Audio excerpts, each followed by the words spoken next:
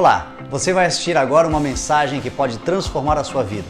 Quero lhe convidar a abrir o teu coração e acolher a poderosa Palavra de Deus. E também te convidar para estar conosco em um dos nossos cultos no CI, aqui em Itajaí. Que Deus te abençoe.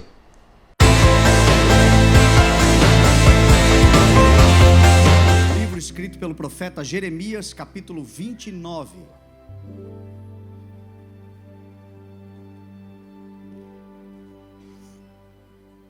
O verso de número 4 a seguir diz assim a palavra do Senhor: Assim diz o Senhor dos Exércitos, o Deus de Israel, a todos os exilados que deportei de Jerusalém para a Babilônia: construam casas e habitem nelas, plantem jardins e comam dos seus frutos, casem-se, tenham filhos e filhas, escolham mulheres para casar-se com seus filhos e deem as suas filhas em casamento, para que também tenham filhos e filhas, multipliquem-se e não diminuam, busquem a prosperidade da cidade para a qual eu os deportei e orem ao Senhor em favor dela, porque a prosperidade de vocês depende da prosperidade dela, porque assim diz o Senhor dos Exércitos, o Deus de Israel: não deixem que os profetas e adivinhos que há no meio de vocês os enganem, não deem atenção aos sonhos que vocês os encorajam a terem, eles estão profetizando mentiras em meu nome, eu não os enviei, declara o Senhor. Assim diz o Senhor: quando se completarem os 70 anos da Babilônia, eu cumprirei a minha promessa em favor de vocês, de trazê-los de volta para este lugar, porque sou eu que conheço os planos que tenho para vocês, diz o Senhor, planos de fazê-los prosperar e de lhes dar planos de fazê-los prosperar e não de lhes causar danos, planos de dar-lhes esperança e um futuro. Então vocês clamarão a mim e virão orar a mim, e eu os ouvirei. Vocês me procurarão e me acharão quando me procurarem de todo o coração. Eu me deixarei ser encontrado por vocês, declara o Senhor. Eu os trarei de volta do cativeiro, eu os reunirei de todas as nações e de todos os lugares para onde eu os dispersei, e os trarei de volta para o lugar de onde os deportei, diz o Senhor. Amém? Você pode orar comigo? Pai, nós te louvamos, Senhor, pela tua palavra, pela tua porção sagrada que o Senhor hoje está nos dando, e te pedimos, Senhor, que o Senhor fale aos nossos corações e nos faça entender, Deus, o que nós lemos e o que tem a ver o que nós lemos com as nossas vidas, para a glória do teu nome, em nome de Jesus, amém, graças a Deus, amém? Nós acabamos de ler uma porção das Escrituras, que nós chamamos de Bíblia Sagrada. Bíblia vem de biblos, que vem de biblioteca, é uma conjunção de livros, uma compilação de vários livros escritos, ao longo de 1500 anos, por cerca de 40 homens, inspirados por Deus. A Bíblia não foi escrita por Deus, foi escrita por homens inspirados por Deus. Diz a palavra que toda a Escritura é inspirada por Deus e útil para correção, repreensão e instrução na palavra, de modo que aquele que recebe, o homem de Deus que recebe, a mulher de Deus que lê esta palavra, seja apto e aprovado para toda boa obra. A palavra do Senhor é um livro extraordinário, um livro necessário, um livro importante. Tudo que Deus fala é interessante, tudo que está na palavra não é descartável. Agora eu te chamo a atenção para algo especial, que quando nós lemos a Bíblia, volta e meia nós vamos nos deparar. Nós vamos nos deparar em alguns momentos da palavra de Deus, na leitura e na meditação da palavra, onde nós lemos claramente isto: assim diz o Senhor. Quando você encontrar um assim diz o Senhor, o meu conselho para você é: redobre a sua atenção. Quando você encontrar na palavra de Deus alguma coisa escrita onde Deus está dizendo assim diz o Senhor, preste muita atenção, porque por mais que seja um livro milenar, por mais que seja talvez o contexto que você vai ler algo que já aconteceu, diz a palavra que Deus é o mesmo ontem, hoje e eternamente. E se Deus disse há 10 mil anos atrás, há 5 mil anos atrás, há 3 mil anos atrás, há 2 mil anos atrás, há 2 dias atrás, Ele continua dizendo hoje. Deus continua falando, Deus continua declarando, e Deus não é homem para que minta, não é homem para que se arrependa, não é um Deus que muda como sombras invariáveis, como nuvens. Deus é o mesmo eternamente, de eternidade em eternidade, Ele é Deus. Por isso que esse livro, por isso que esse texto, por isso que essa palavra, que teoricamente, num contexto histórico, tem algo a ver exclusivamente com Israel e com a Babilônia e com os dias do cativeiro, nós podemos trazer hoje esse texto para nós, porque os mesmos ensinamentos que Deus deu àquele povo, Ele continua dando à sua igreja nos dias de hoje. São relevantes para nós nos dias de hoje. Então guarde o que o texto diz. O texto diz assim: assim diz o Senhor. Esta é uma palavra de Deus para o povo de Israel, mas é também para nós enquanto igreja. Só para você contextualizar, nós estamos lendo um texto que conta a história de um povo que foi exilado, despatriado, foram deportados da sua própria terra. Um povo que havia recebido do Senhor uma promessa, que recebeu do Senhor uma palavra, que cumpriu-se a palavra plenamente sobre as suas vidas, e eles foram agora do cativeiro do Egito para a terra prometida, viveram nesta terra, usufruíram de todas as benesses desta terra, mas chegou um tempo da história em que foram deportados, arrancados, tirados da sua própria terra. Quando nós trazemos para um contexto espiritual, nós percebemos que isto tem muito a ver conosco também. O próprio homem, diz a palavra que Deus criou Adão e colocou Adão num jardim para Adão cultivar esse jardim, cuidar desse jardim. Mas Adão, ele cometeu um grave erro. Qual foi o erro? O pecado. Qual foi o pecado? O pecado da desobediência. É o mesmo pecado que cometeu o povo de Israel, o pecado da desobediência. E por causa da desobediência, Adão foi tirado do jardim. Por causa da desobediência, o povo de Israel foi tirado da sua terra e foi levado cativo para a Babilônia. É por causa da desobediência que muitos de nós estamos deixando de usufruir jardins que o Senhor nos coloca, terras que o Senhor prometeu, e que muitos de nós já usufruímos delas, mas no processo começamos a desobedecer a Deus. A palavra de Deus é clara quando fala: melhor é obedecer do que sacrificar. Davi certa vez disse assim: sacrifícios e ofertas não me pediste. Às vezes nós estamos querendo fazer campanhas, sacrifícios, oferendas, ofertas ao Senhor, sacrificiais, querendo pagar um preço. Quem aqui já ouviu falar? Tem que pagar o preço, irmão. Não precisa pagar preço, basta obedecer o que o Senhor já estabeleceu. E pela obediência nós usufruiremos e comeremos os melhores frutos desta terra para a glória do nome do Senhor. A obediência. Por isso que Deus disse: encontrei Davi, homem segundo o meu coração, porque certamente ele fará tudo o que eu lhe ordenar. O que é desobediência? Desobediência é deixar de fazer aquilo que já nos foi instruído, aquilo que foi nos revelado, aquilo que conhecemos. Desobedecer é andar contrário àquilo que está esclarecido. Deus não leva em consideração a ignorância. Deus não leva em consideração o tempo das trevas sobre nós. Deus tem a cada um de nós um nível de revelação. Cada um de nós aqui caminha num nível de revelação e numa medida de fé concedida por Deus.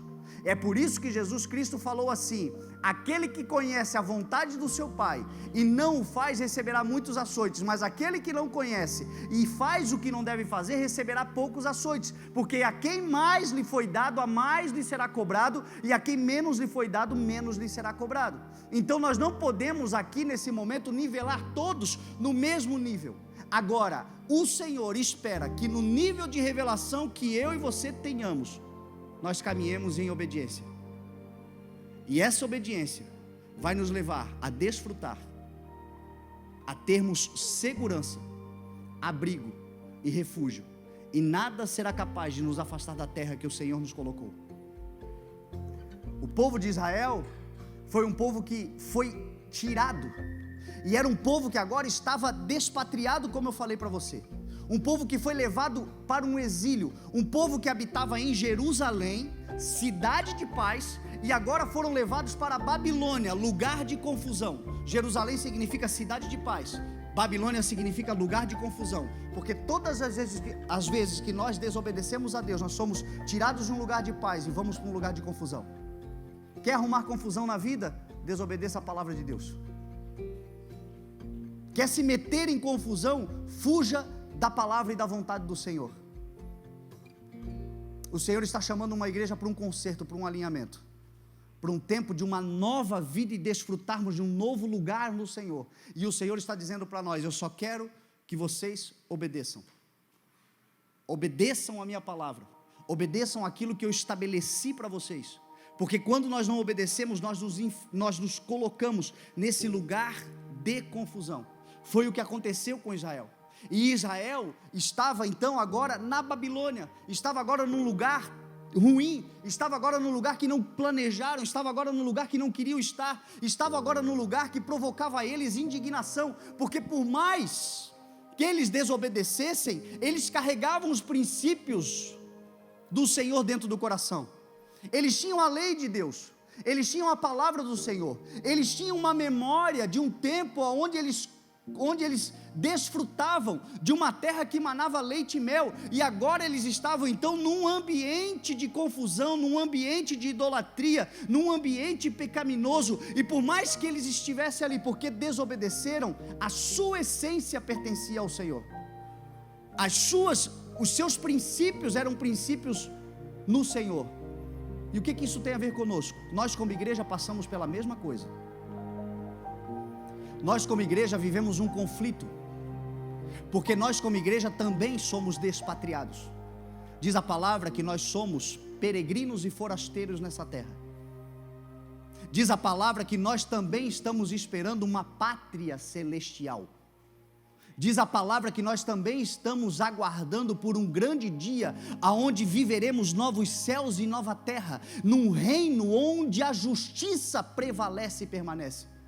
E é por isso que nós temos, por causa de Adão, por causa do pecado de Adão, o mundo se corrompeu, o mundo se tornou uma Babilônia, e é por isso que eu e você também temos uma indignação contra o mundo. Nós vemos as coisas do mundo, isso nos faz mal, nós vemos as coisas acontecendo lá fora, e isso nos constrange, nós vemos os princípios sendo quebrados, e por mais que nós estejamos no mundo, nós não pertencemos ao mundo. Por mais que nós estejamos na Babilônia, a nossa cidade é a Nova Jerusalém, e nós já carregamos o reino de Deus com seus princípios e valores dentro de nós, e o reino de Deus é esta contracultura a uma cultura que está sendo imposta. Então não é diferente para nós. Nós também lamentamos, nós também nos indignamos, nós também nos constrangemos. Disse Pedro certa vez na sua carta, quando ele escreveu, que nós como homens e mulheres de Deus temos deveres sociais cristãos, e o dever social que nós temos cristão é de não nos corrompermos com esse mundo, é de não deixarmos que as paixões desse mundo contaminem a nossa alma, mas que nós vivamos de forma exemplar neste mundo, de modo que até aqueles que nos acusam, até aqueles que provocam injúria, até aqueles que provocam injustiça contra nós, não tenham o que falar, mas no dia da manifestação do Senhor, glorifiquem ao nome do Senhor. Então como igreja nós temos uma responsabilidade, nós temos deveres sociais, deveres no meio da sociedade, de manifestar o reino de Deus. Jesus disse assim: o reino de Deus está dentro de nós. Aonde que a gente faz isso? Na Babilônia? Aonde que a gente faz isso? Nesse mundo. Aonde que a gente faz isso? Nos lugares que nos deixam indignados. Aonde que nós provocamos isto? Exatamente no lugar aonde nós estamos despatriados, aonde nós estamos exilados. Muitas vezes o sentimento que você tem, eu estou pregando agora para pessoas que olham para o mundo e já não veem mais sentido nesse mundo, olham para o mundo e já não veem mais esperança para esse mundo, olham para as coisas lá fora e não conseguem ver nada lá fora que possa ser de fato para edificação. É assim que o mundo está, é assim que as coisas lá fora estão, é assim que muitos de nós nos sentimos. Mas o Senhor está dizendo para nós: prevaleçam nesse mundo, cresçam nesse mundo, subjuguem esta terra e implantem o reino de Deus nessa terra. Não cruzem os braços, não fujam das responsabilidades, não amaldiçoem a terra onde vocês estão. Eu já preguei só sobre isto, mas vale a pena repetir. Crave isto na tua alma: quem carrega a bênção é você e não a terra. Quem é abençoado é você. Quem é ungido é você. Quem é dotado de dons e talentos é você. Quem está cheio do Espírito Santo é você. Isso significa que até mesmo num deserto você vai florescer. Isso significa que até mesmo na Babilônia você pode viver uma pequena Jerusalém até que Jesus volte. Isso quer dizer que você, aonde estiver, você pode ser um instrumento de transformação de vidas. Quando você olha para a Babilônia, você vê Daniel, você vê Mesaque, Sadraque e Abednego, você vê eles na corte da Babilônia, interferindo, mudando, auxiliando, ajudando e prosperando naquele lugar. Não era a terra deles, não era onde eles queriam estar, não era onde eles sonhavam estar, eles almejavam e esperavam pela libertação do seu povo. Entretanto, naquele lugar, eles prosperaram, eles edificaram, eles construíram, eles fizeram coisas extraordinárias, eles marcaram a sua geração, e naquele lugar, eles foram abençoados. Nós estamos falando da Babilônia, gente. Você imagina, é porque nós como Brasil, graças a Deus, nós somos um país de paz. Nós não sabemos o que é exílio. Nós não sabemos o que é acordar num belo dia pela manhã e a sua casa ter sido tomada, e o inimigo ter invadido, e o seu trabalho ter sido tirado, e as coisas terem sido arrancadas de você, e você ter sido acorrentado e levado para uma terra estranha, para um povo que você não conhece, uma língua completamente estranha. Isto acontece em muitos lugares do mundo. Graças a Deus no Brasil não aconteceu, mas muitos irmãos sabem o que é isto. Agora você imagina, você ter sido arrancado do seu lugar, ter sido arrancado da sua terra e sido levado para um lugar inóspito. Você pode ter certeza que o primeiro pensamento é desânimo, o primeiro pensamento é desistência, o primeiro pensamento é morte, o primeiro pensamento é de se entregar, o primeiro pensamento é dor. Mas aí vem Deus e diz assim: assim diz o Senhor: construam casas e habitem nelas.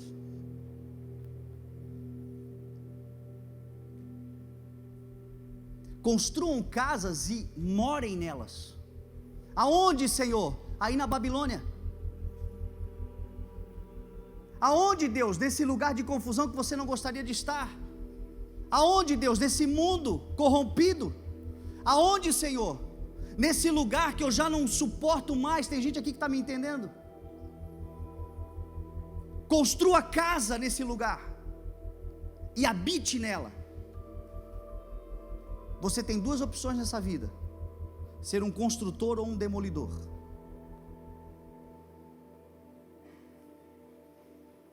Ou nós construímos, ou nós destruímos. E eu vou dizer para você, você talvez tenha muitas razões para destruir. Talvez você olhe à sua volta e a vontade que tenha de chutar o balde. Talvez você olhe para a sua circunstância e você diz: o pouco que resta, a vontade é pisotear. E o Senhor está dizendo para você assim: não. Eis que te digo, construa e não destrua. Edifique. Construa uma casa. O que o Senhor estava falando ali para o povo? A casa não é o fim em si, é o meio pelo qual você cria um abrigo para aquilo que de mais importante o Senhor criou: a família. Em outras palavras, o Senhor está dizendo o seguinte: no meio da Babilônia, construa um refúgio para a sua família. Não abandone a sua família, não destrua a sua família, não rejeite a sua família, proteja a sua família. No meio dessa destruição total, faça do seu lugar um lugar de refúgio. Construam casas e habitem nelas, diz o Senhor.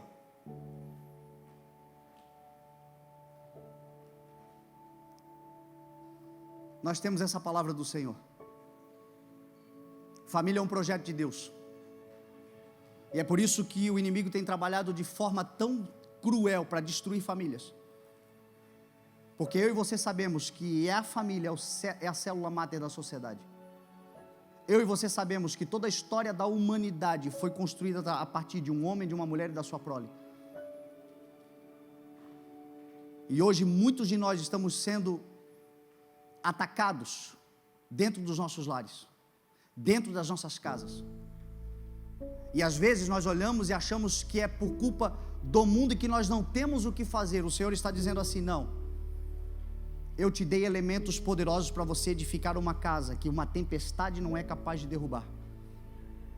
Construa e proteja, não destrua. Paulo disse aos Coríntios certa vez assim: não se pode colocar outro alicerce além daquele que já está posto, que é Cristo Jesus, o nosso Senhor. Se alguém constrói sobre esse alicerce usando ouro, prata, pedras preciosas, madeira, feno ou palha, o dia trará à luz a sua obra, porque o fogo virá e provará a qualidade da obra de cada um. Se o que alguém construiu permanecer, esse receberá a sua recompensa. Se o que alguém construiu for destruído, esse sofrerá prejuízo, contudo será salvo como alguém que escapa por meio do fogo. O que Paulo está querendo explicar? Que existe um alicerce. Esse alicerce nós já sabemos quem é. Quem é a pedra angular? É Cristo. E existe uma responsabilidade de construção.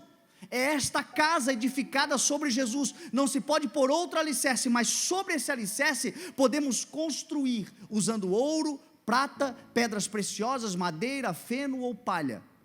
Ou seja, nós escolhemos o material que nós vamos construir. Eu tenho uma boa notícia para você: Deus é Deus do ouro e da prata. E se você e eu buscarmos ao Senhor, Ele nos dará ouro e prata para nós construirmos uma casa que nem mesmo o fogo será capaz de destruir. A Bíblia diz que o mundo como existe está destinado para o fogo.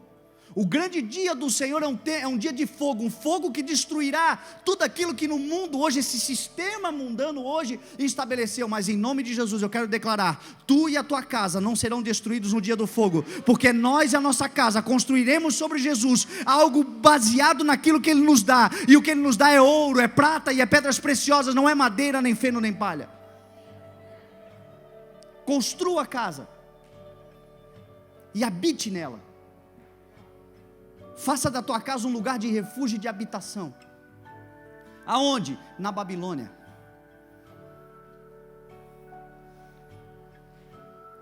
Olha o recado do Senhor, povo de Israel.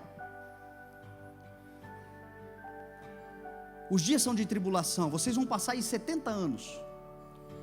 Mas construam, plantem jardins e comam dos seus frutos. Você sabe que nós temos uma responsabilidade ambiental? Você sabia disso?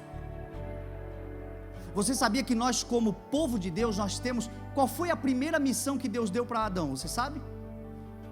Cuidar do jardim, cultivar o jardim. preservar e proteger a criação. E nós, como igreja, não somos chamados para sermos ativistas ambientalistas, sairmos perseguindo quem derruba árvores. Mas nós somos sim chamados para proteção e preservação do meio ambiente. A palavra fala em Romanos 8 que a natureza geme como em dores de parto, aguardando ansiosamente a manifestação dos filhos de Deus. Que ela foi colocada numa inutilidade, mas ela aguarda agora que os filhos de Deus se revelem, se manifestem. E nós, como cultura mundana, cultura humana, nós vivemos uma cultura de extração, de destruição. Nós estamos destruindo biomas, estamos destruindo matas, estamos destruindo florestas, estamos contaminando fontes. E talvez você diga: não, pastor, eu nunca fiz um mal para uma árvore, eu nunca destruí uma floresta. Mas talvez esteja jogando muito lixo pela janela do carro.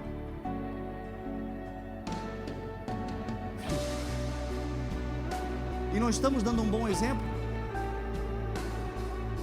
Talvez não estejamos glorificando a Deus. As nossas construções, o Senhor nos chama a edificar, mas as nossas criações devem ornar com a criação divina.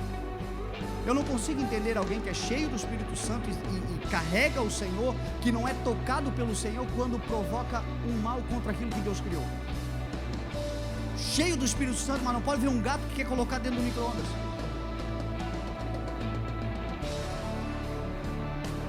Cheio do Espírito Santo, mas quando chega em casa chuta o cachorro, é miserável. A criação aguarda a manifestação dos filhos, a proteção dos filhos e não a destruição dos filhos.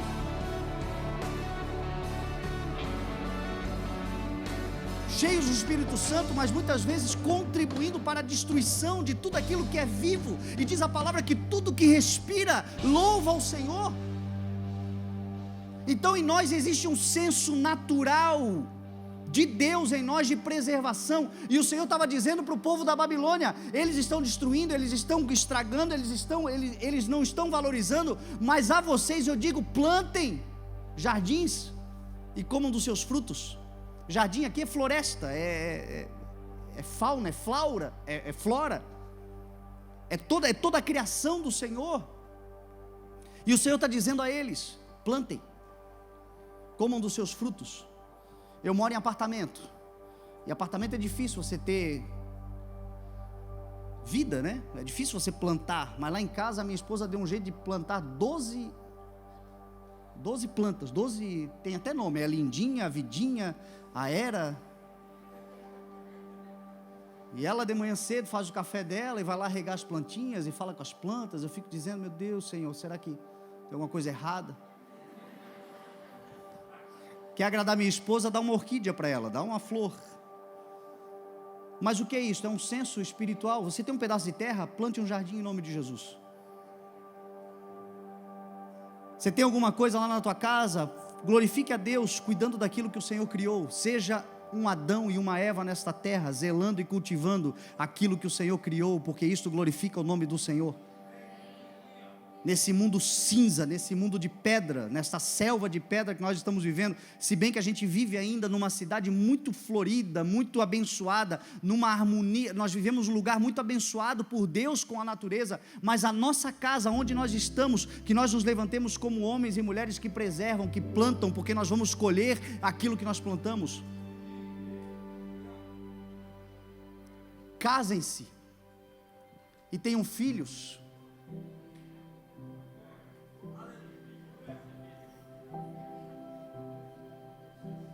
Tenham filhas, procurem esposas para os vossos filhos, e deem também as suas filhas em casamento, para que elas tenham filhas e filhos. Multipliquem-se, diz o Senhor, e não diminuam. Que história é essa do mundo que nós estamos reverberando? Casar cedo para quê? Não. Para que casar? Vai curtir a vida, vai viver a vida. Viver o que lá fora? O que o mundo tem para nos oferecer? Me diz o que o mundo tem para oferecer. Você já reparou que crente casa cedo?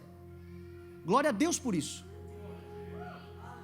Porque Deus conduz os jovens a casar cedo, sim.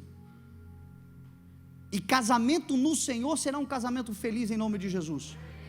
Casamento tem a ver com maturidade, sim. Casamento tem a ver com responsabilidade, sim. E a palavra do Senhor diz: primeiro construa, forme a sua lavoura, termine o seu trabalho a céu aberto e depois constitua a família. Aqui o Senhor está dizendo a mesma coisa. Primeiro faz uma casa, primeiro cria um lugar de refúgio, depois vai se casar, mas se case, não faça o discurso do mundo. Muitos dizem: o que vai ser dos nossos filhos? Como é que vamos colocar filho nesse mundo do jeito que está? O mundo está do jeito que está exatamente por causa da ausência daqueles que deveriam estar ocupando os espaços. O mal não vence o bem, é o bem que vence o mal é a ausência do bem. A gente vai para a Europa, e lá conseguiram introjetar na cultura europeia, um povo que nos evangelizou. As Américas foram evangelizadas pelos europeus, Paulo pregava em Roma, Pedro foi morto em Roma, a Europa viveu um grande avivamento, só que conseguiram introjetar na cabeça do europeu: casar para quê? Quando se tiver filho, tenha no máximo um filho e está bom demais. Só que aqueles que pregam uma doutrina e uma religião diferente da única que professa o nome do Senhor Jesus Cristo, estão fazendo filhos sobre filhos, filhos e filhos e filhos e filhos, e estão dominando. E nós estamos recuando. E aí a gente não sabe por que muita coisa está dando errada. A palavra é clara. Aonde vocês estão? Na Babilônia. Jesus disse que os últimos dias seriam dias difíceis para as grávidas, que as grávidas deveriam orar para que Jesus não, para que os últimos dias, para que a sua gestação não fosse no inverno, porque Jesus estava falando ali de um tempo de tribulação. Entretanto, Jesus não disse para não gerar, Jesus não disse para não formar, Jesus não disse para não criar. Foi nos piores momentos de tribulação que o Senhor enviou libertadores. Quando estavam matando os pequenos no Egito, Deus enviou Moisés. Quando estavam matando os pequenos em Israel, Jesus nasceu. Os nossos filhos serão libertadores na nossa geração, em nome de Jesus.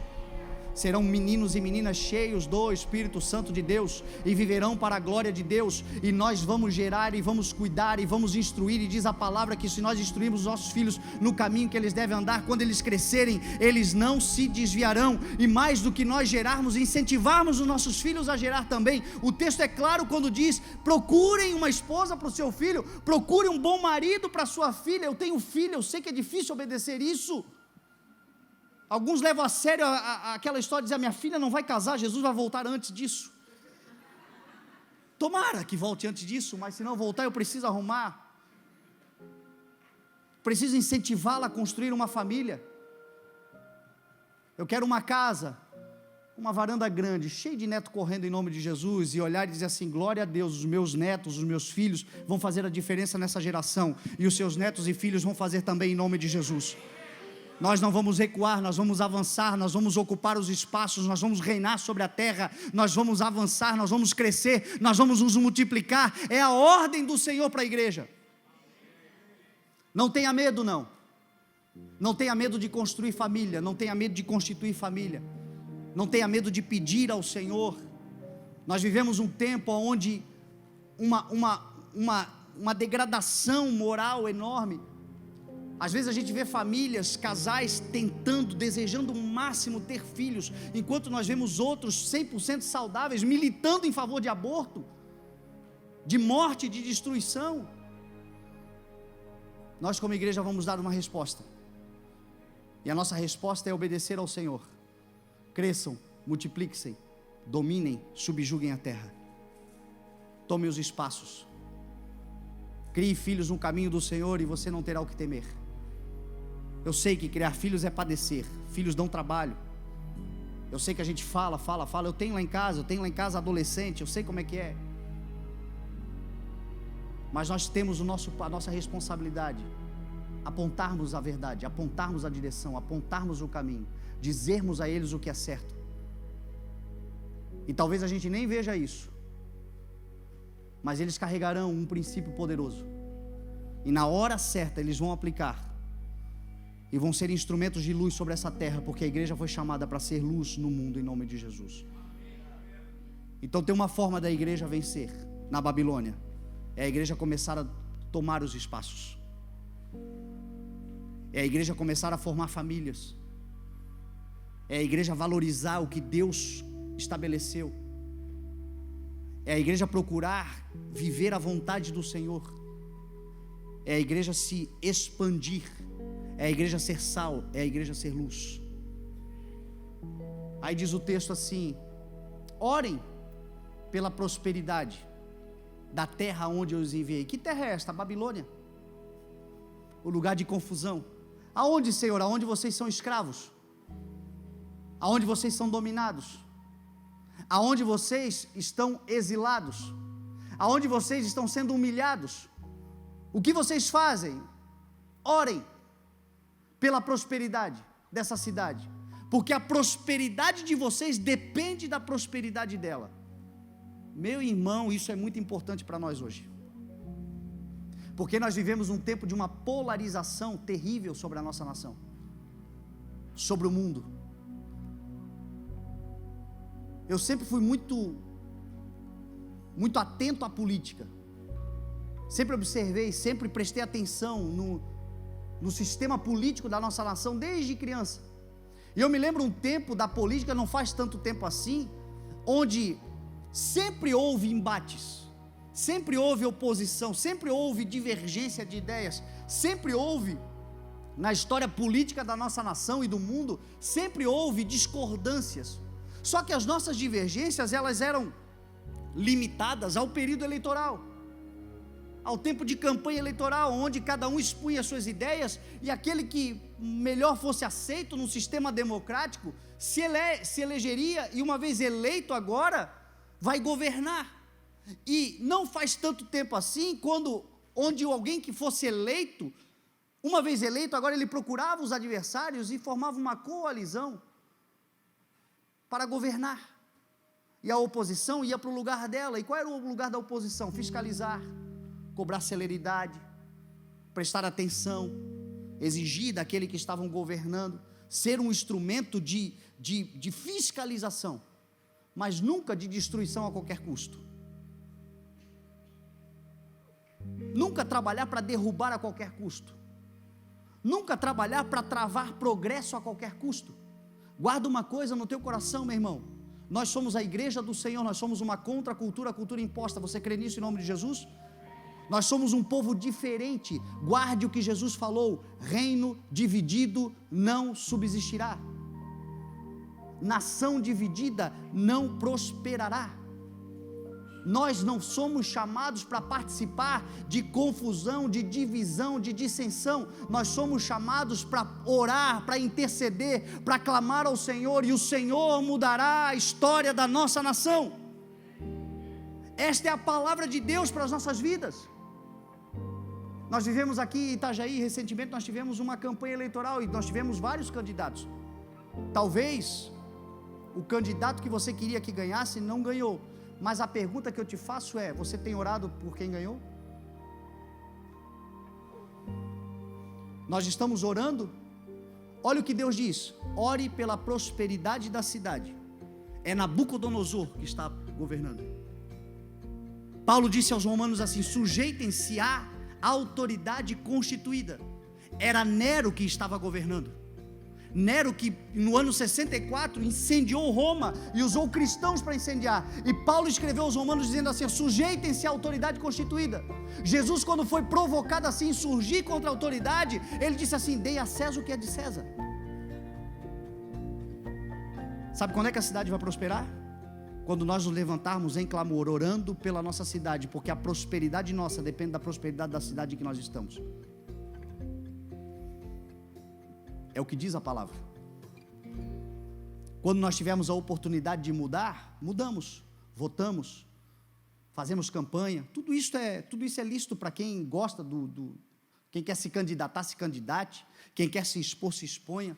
Mas uma vez que está estabelecido, a palavra do Senhor nos ensina, a partir de agora, nós orarmos para que haja prosperidade, para que haja unidade, para que haja crescimento, para que haja provisão dos céus. E a igreja está no mundo para orar. Quando a igreja começa a pegar bandeira ideológica e começa a brigar, meu irmão, nós estamos polarizando, e nós não somos chamados para polarizar, nós somos chamados para abençoar, edificar como igreja.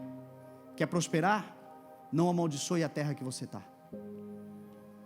quer viver prosperidade, muitas vezes não se trata nem de cidade, se trata de emprego.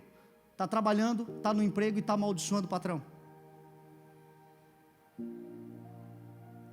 Tem um emprego no meio de uma pandemia, no mundo do jeito que está, e no coração carrega oposição e revolta contra a visão daquilo que está lhes colocando pão sobre a mesa.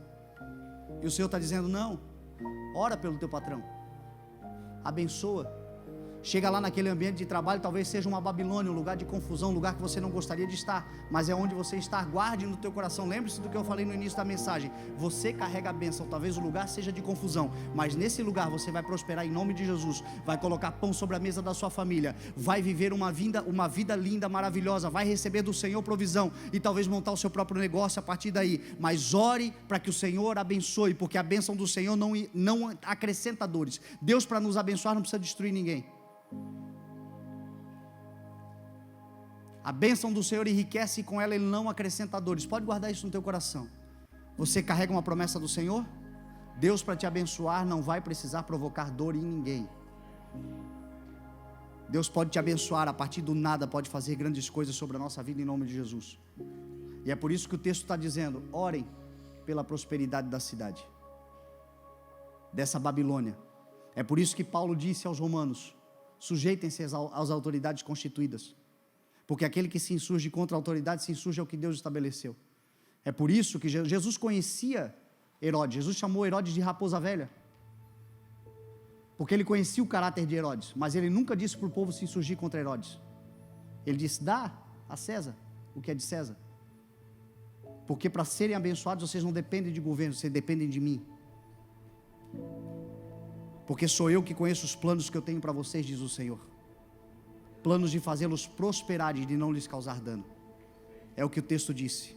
Eu fico imaginando eles lamentando, eles reclamando, eles vivendo uma guerra interior, eles num remorso, porque eles sabiam que não foi um acaso, não foi uma tragédia, não foi um acidente, foi uma consequência do próprio erro.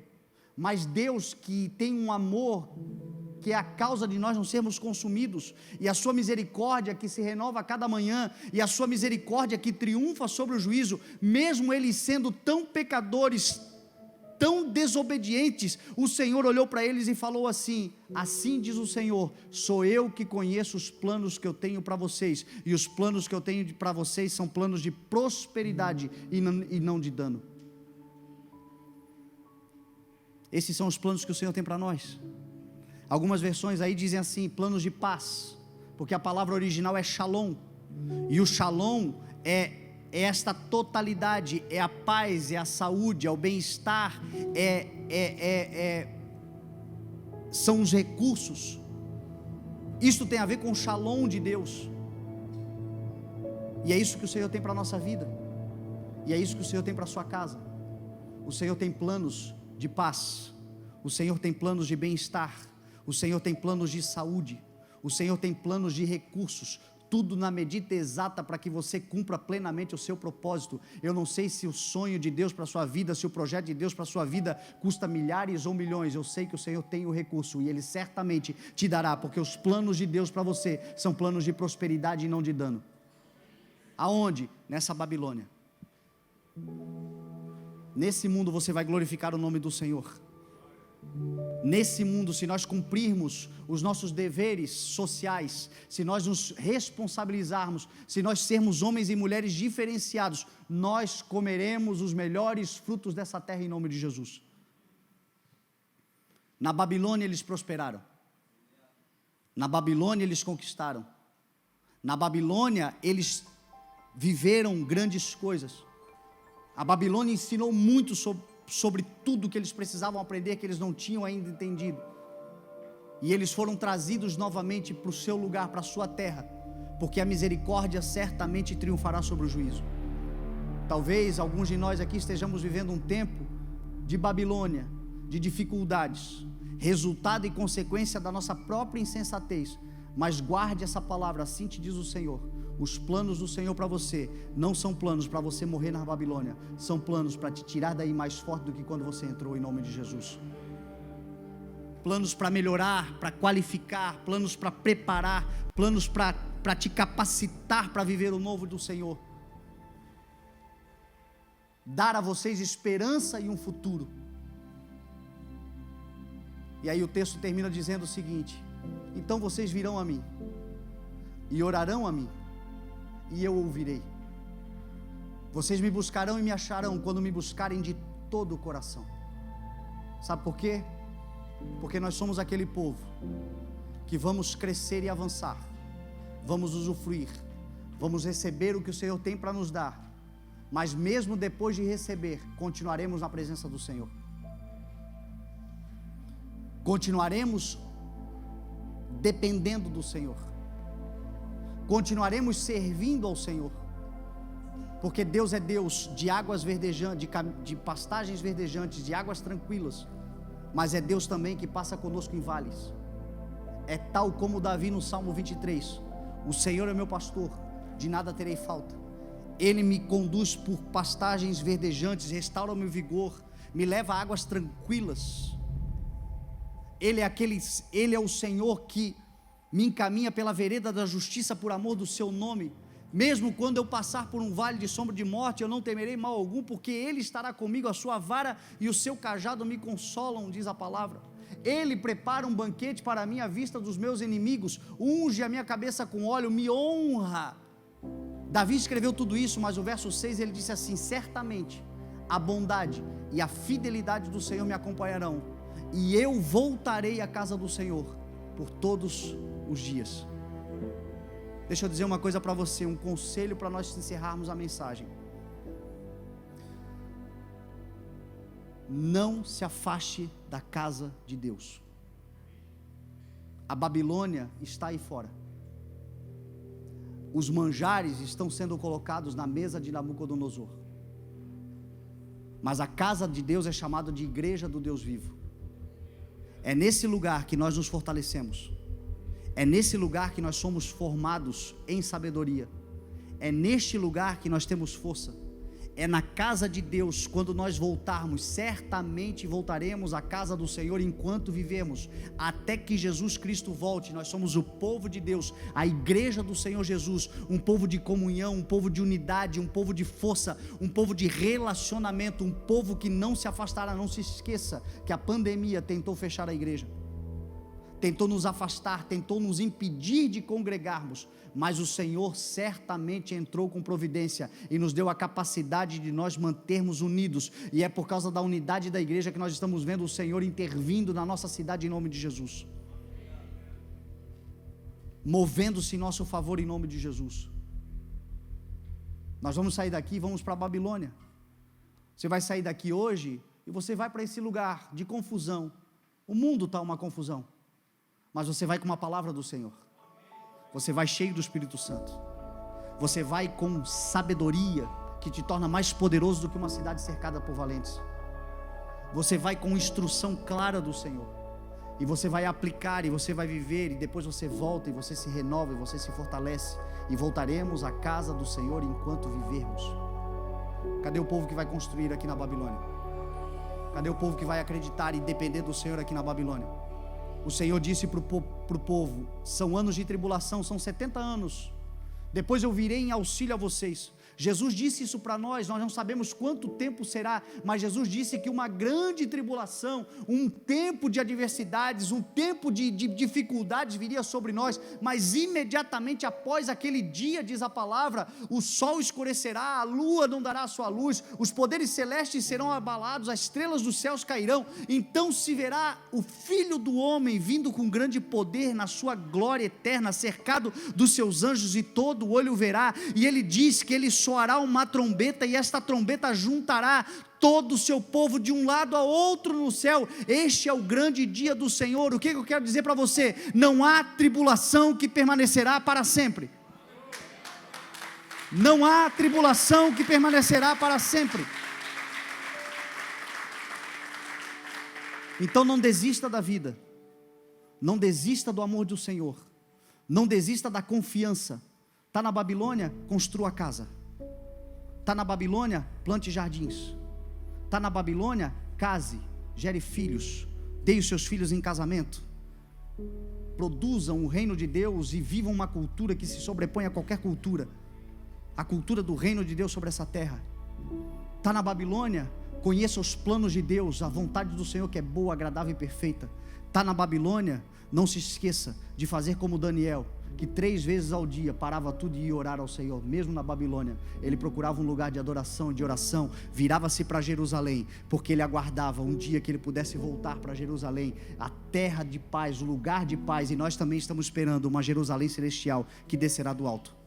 Mesmo na Babilônia, voltaremos à casa do Senhor enquanto vivermos, tendo a certeza que não há tribulação que permaneça para sempre. O Senhor, no abrir e fechar de olhos, pode mudar completamente a nossa história.